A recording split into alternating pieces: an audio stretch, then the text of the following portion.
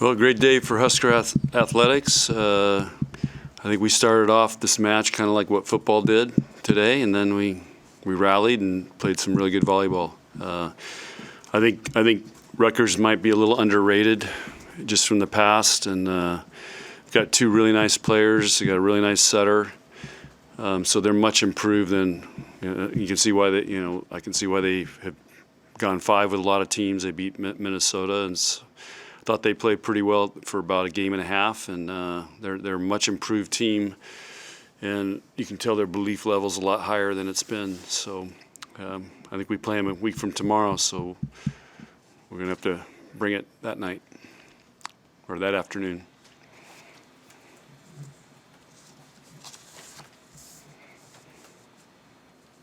Should fans be surprised that we're 10 weeks into this and you haven't lost? All I know, this was match 12 in the big. We got match 13 next week, so we don't even look at that stuff. I don't even pay attention to it. We never talk about it. Just talk about just trying to get better and work on things. And we had a great week of practice, but I just felt like we were a little lackadaisical this weekend in some plays, and but there's probably a natural let up from last week, and so hopefully we'll kind of take some notes from this weekend, but we're gonna have some big challenges next weekend. Why do you want to get Maggie a shot tonight? How do you think she played? Well, she did good. I mean, she hit 600 and 3 blocks, and it's good to see her out there. Maggie's a very good competitor, and we trust her, and it was just a matter of trying to get her some playing time, give her a start. She hasn't had many starts this year, and I just wanted to give her a start, and thought she did great. How did Allie respond? Because last night seemed like a weird match for her with only 7 attacks. I know. A handful of errors. How did she respond? Yeah, I went through her. She passed great last night. Went through her attacks last night. It's just, I mean, she hit great shots. It's just, she missed that overpass, that kills your hitting efficiency when you miss those, because get a couple of those, you're going to hit really good.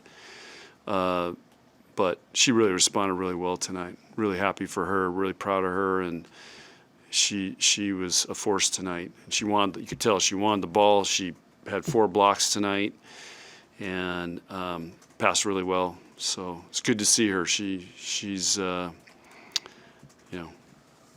she can do it. She came to prove it tonight, and it was a really good rebound from last night. Was it more intentional to go to her, or just her rotations were getting more opportunities?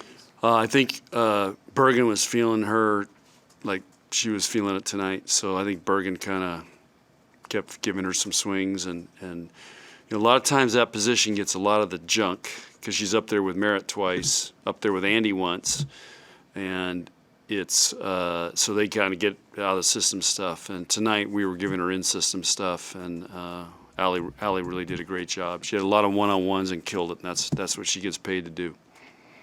The team seemed to really respond after the timeout you took late in the first set. What did she say? Yeah, Lauren asked me that on the radio. I don't remember what I said, so I was blacking out, I think. So I really don't remember what I said, but yeah, you'd have to ask the players. I don't remember. I was having a blackout moment. I mean, I didn't say much, though. I think they could feel it. What are maybe some of the key things? You see them again, you said a week from tomorrow. So what are maybe some of the key things that you'd like to see improved on this week in practice, heading into Penn State, but also to face this team again? Yeah, just shut down a couple of their tendencies. They hurt us out of the back row tonight. We didn't really, when you play, it's not like we come in and have a full practice in the morning. So we really, we practiced Rutgers on Tuesday, but it's been totally focused on Maryland. And then today you just kind of walk through it. And I think some of their tendencies in 16 and 22 surprised us a little bit. So we'll do a better job of that. I think we kind of know who to serve and how to serve them, which, again, you get a good feel for that. And I think just we'll know matchups a little bit better. So, but So we'll have a chance to prepare for them because we play Friday and then we practice Saturday and play them Sunday. So we'll have a kind of an extra day there because they must have football. Does this team feel any extra pressure being undefeated? They probably are feeling it a little bit, I think.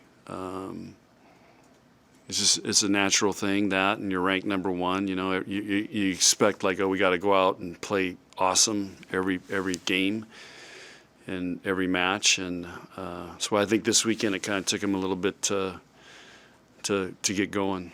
We were jittery last night and jittery tonight starting out. And again, also I'll give, you know, these teams played really well against us. I mean, they know they got nothing to lose, and let's go for it. You know, this is the first time Rutgers has been here with this coach. So I couldn't believe it because she's been there for a lot of years. But you guys, I mean, we played them back to back in COVID. Then they had COVID and canceled that one year, and then we went there last year, and then so this is their first time there. They only had two people that have been to Vandy before. The number 3, because she played in 2 state championships, and Abby Dietering, the Penn State. She's assistant coach. She played her with Penn State.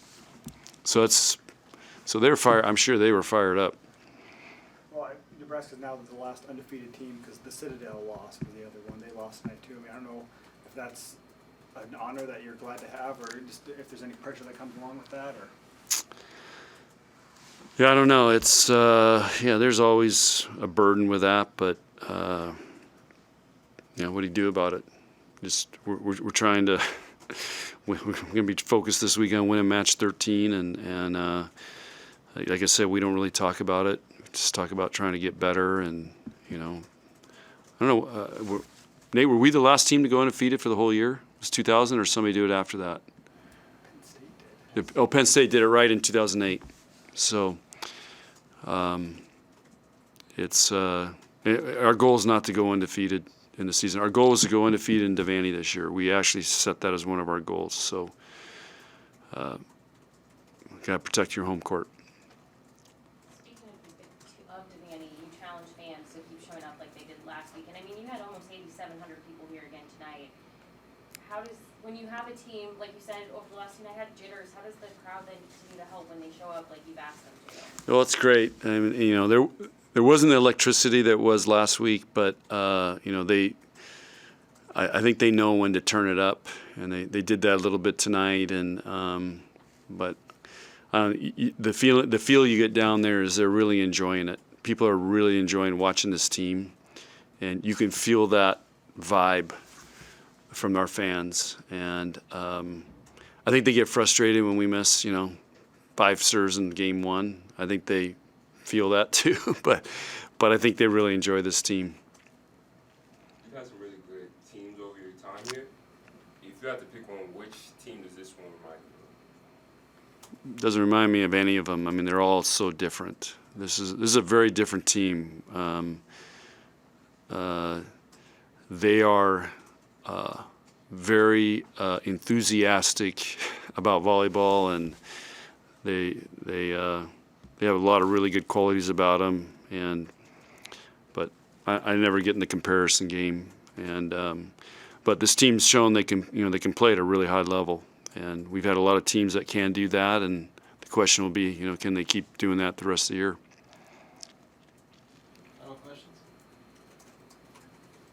All right, guys. Thanks. Thanks, guys.